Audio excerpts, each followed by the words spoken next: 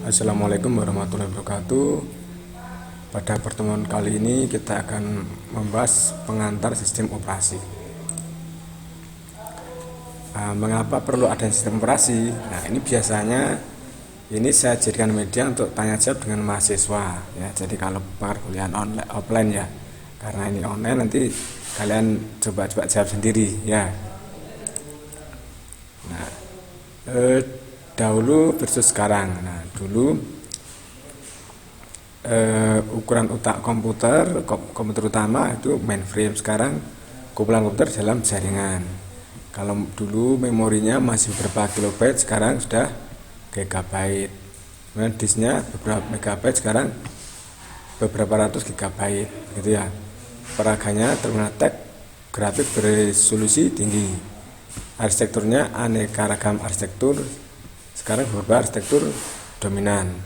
Sistem operasinya setiap arsitektur komputer menggunakan sistem operasi yang berbeda. Sekarang dominasi Microsoft dengan beberapa pengecualian. Jadi ada beberapa pengecualian, maksudnya ada juga yang menggunakan Linux dan lain-lain ya. Nah, komponen sistem komputer yang pertama ya yang harus ada ya adalah hardware. Nah, kemudian operating system, kemudian aplikasi program, kemudian user. Nah, inilah komponen-komponen dalam sistem komputer. Nah, hardware itu apa? Yaitu menyediakan basic computer resource. Isinya ada CPU, memori, I/O device ya. Kemudian operating system itu mengendalikan, mengkoordinasikan penggunaan hardware di antara berbagai aplikasi atau program dari user. Application program yaitu menggunakan sistem resource yang digunakan untuk menyelesaikan masalah komputasi dari user, mulai dari compilernya, database sistemnya, video gamenya, bisnis program ya. Kemudian user itu apa? Ya orang, ya mesin atau komputer yang lain ya.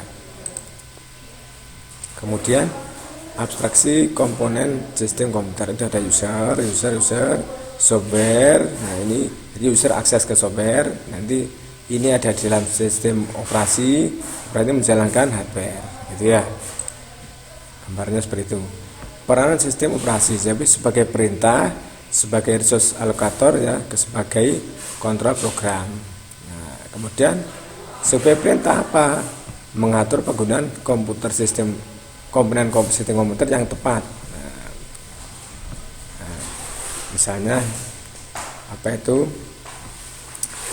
Nah, hebatnya ini hidden, write ya. Itu dan data misalnya begitu ya, memberi environment sehingga program aplikasi dapat berguna. Kemudian sebagai resource ini manajer dari resource yaitu CPU time, memory space, file storage, dan I/O device, memberi resource bagi program tertentu dan user sesuai kebutuhan sehingga sistem komputer berjalan efisien. Kemudian sebagai contoh program, mengontrol perangkat I/O yang digunakan, mengontrol eksekusi program aplikasi untuk mencegah error dan penggunaan komputer yang tidak tepat. Contohnya, operasi pada I/O device itu handal, reliable, dan terlindung. Nah, apa itu sistem operasi? Nah, sekali lagi ini coba kalian jawab ya. Nah, jawabannya di sini. Apa itu sistem operasi? Perangkat lunak yang bertindak sebagai perantara, ingat ya, perantara antara pemakai komputer dan perangkat keras. Sasaran sistem operasi itu menjalankan program-program dari user dan membantu user dalam menggunakan komputer, menyediakan sarana sehingga pemakaian komputer menjadi mudah atau convenient, memanfaatkan perangkat keras komputer yang terbatas secara efisien. Service umum dari sistem operasi yaitu ada program development, eksekusi program, akses menuju perangkat I/O, kontrol akses file, sistem akses, deteksi error, dan terakuntabilitas. Program development itu apa sih? Sistem operasi menyediakan fasilitas berbagai editor dan debugger ya, bagi program developer. Kemudian eksekusi program OS mengakomodasi sejumlah rangkaian tahapan yang dibutuhkan untuk mengeksekusi sebuah program. Dan akses menuju perangkat I/O yaitu melihat detail set resource dari alat I/O untuk dapat digunakan dalam berbagai kebutuhan. Dan kontrol akses file yaitu sistem operasi mengatur seberapa sebuah letak dari file secara mendasar dan terstruktur, misalnya hak akses, sektor hard disk dan lain-lain. Sistem akses untuk share dan public system ya. Sistem operasi memberikan grant akses terhadap sistem yang sedang berjalan, authorization user, misalnya folder, directory dan file. Kemudian deteksi error, sistem operasi melaporkan error yang terjadi terhadap pengguna, user, misalnya RAM error, meganya error dan lain-lain. Kemudian deteksi error terakuntabilitas ya, bisa dimonitor. Monitor terhadap resource komputer, penggunaan prosesor, RAM, hard disk, nah gitu bisa dilihat. Ciri sistem operasi yang baik, convenient ya, nyaman digunakan, efisien penggunaan resource-nya, berevolusi, mengalami perbaikan fungsi atau fasilitas.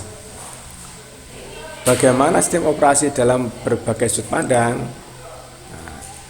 Nah, ini sudut pandangnya terdiri pengguna, sistem, dan tujuan sistem operasi. Kalau dari pengguna ya, sistem operasi dijadikan sebagai alat untuk mempermudah penggunaan komputer.